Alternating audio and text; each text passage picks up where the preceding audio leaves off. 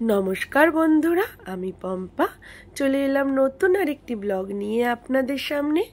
আশা করি সবাই সুস্থ আছেন, ভালো আছেন, আর আমরাও কিন্তু সবাই খুব ভালো আছি। তো আজকে যে ব্লগটি আপনাদের সঙ্গে শেয়ার করতে চলেছি সেটা হলো আমার বাপের বাড়ির কালী পুজোর পরের দিনের একটি ব্লগ।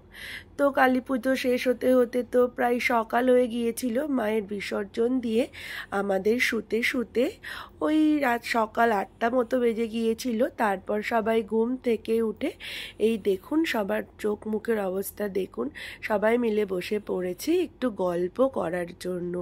আর এই দিকে সমস্ত বাচ্চাগুলো দেখুন খেলাধুলা করতে ব্যস্ত।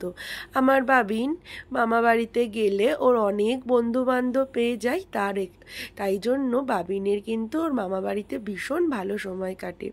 এই যে মা মাসিরা সবাই মিলে গল্প করছে, অনেকটাই বেলা হয়ে গিয়েছে, এবার সবাই মিলে খাওয়া দাওয়াটা সেরে নেওয়া যাক। এই যে মেসো মাসি আমার বাবা সবাই ওপরে খাওয়া দাওয়া করছে, মা সবাইকে খেতে দিচ্ছে, আর নিচে এই দিকে সবাই মিলে খেতে বসবো তারই সব ব্যবস্থা চলছে। তো এই যে আমার ভাই বউ মাসি সবাইকে খেতে দিচ্ছে, আর এই যে ফার্স্ট ব্যাচ বসে পড়েছে।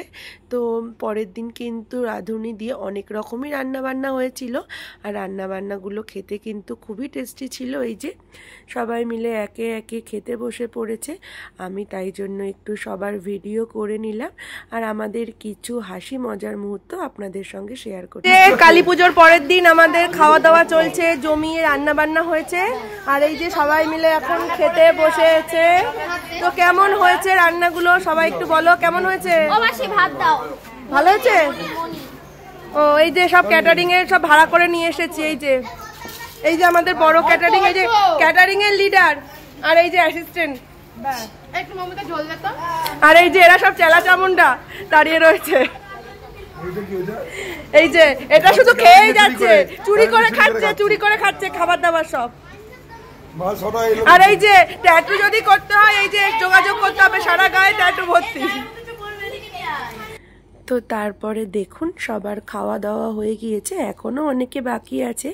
তো আর এই দেখুন বাবিন তো বাবিনের বন্ধুদের সাথে গল্প মজা করতেই ব্যস্ত, ওকে এবার খাইয়ে দেব। এই যে বন্ধুদের সাথে বসে ওকেও খাইয়ে দিলাম, আর মা এদিকে বসে বসে সবটা দেখছে যে সবাই ঠিক মতো খাওয়া দাওয়া করছে নাকি। তো এবার আমরাও বসে পড়লাম খাওয়া দাওয়া করার জন্য। রান্নাবান্নাগুলো কিন্তু সত্যি খুবই টেস্টি ছিল। তো এবার মৌমি সবাইকে সার্ভ করছে, তো জানি না কেমনভাবে খেতে দেবে। তো এই যে চোখ মুখের অবস্থা দেখুন, খুবই শোচনীয় যেহেতু রাত জাগা। তো খুবই মজা করে সময়টা কাটলো। তাহলে আজকের মতো ব্লগটা এইটুকু।